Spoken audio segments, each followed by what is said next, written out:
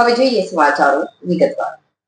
એક તરફ સરકાર ડિજિટલ ઇન્ડિયા અને સ્માર્ટ સિટીના મોટા મોટા દાવાઓ કરી રહી છે, ત્યારે બીજી તરફ અંકલેશ્વર નગરપાલિકાનો વહીવટ જાણે ભૂતકાળમાં જ જીવી રહ્યો હોય તેવો ઘાટ સર્જાયો છે।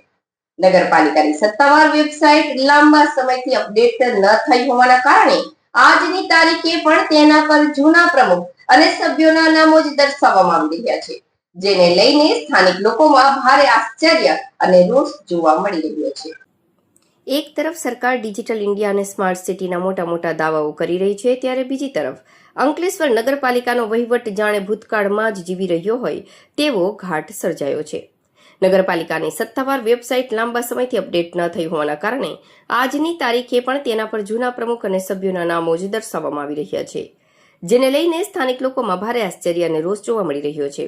આજના આધુનિક યુગમાં સામાન્ય નાગરિકો નગરપાલિકાને લગતી માહિતી કે હોદ્દેદારોના સંપર્ક નંબર મેળવવા માટે પ્રથમ સત્તાવાર વેબસાઇટનો સહારો લેતા હોય છે, પરંતુ અંકલેશ્વર નગરપાલિકા વેબસાઇટ ખોલતા જ નાગરિકોને ગેરમાર્ગે દોરવવું પડે છે, કારણ કે તેમાં વર્તમાન બોડીના બદલે ભૂતપૂર્વ પ્રમુખ અને સભ્યોના જ નામો ચમકી રહ્યા છે।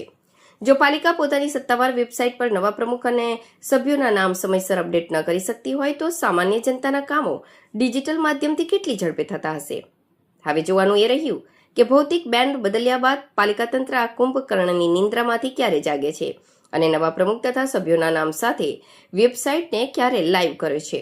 જાગૃત નાગરિકો સવાલ ઉઠાવી રહ્યા છે કે જે તંત્ર પોતાના જ સભ્યોનું સાચું નામ લખતું ન હોય તે સામાન્ય જનતાના દસ્તાવેજો કે પાલિકા અને વહીવટમાં કેટલી ગંભીરતા રાખતું હશે। આ છબરડો સ્પષ્ટ કરે છે કે ભૂતકાળમાં નગરપાલિકાનો વહીવટ કેવો લોલ અને રામ ભરોસે ચાલતો હતો। હવે જોવાનું એ રહે છે કે આ પુરાવા સામે આવ્યા બાદ પણ પાલિકા આ આળસ ખંખેરી છે કે નહીં। અંકલેશ્વર નગરપાલિકાની બેદરકારીનો આ કોઈ પહેલો કિસ્સો નથી।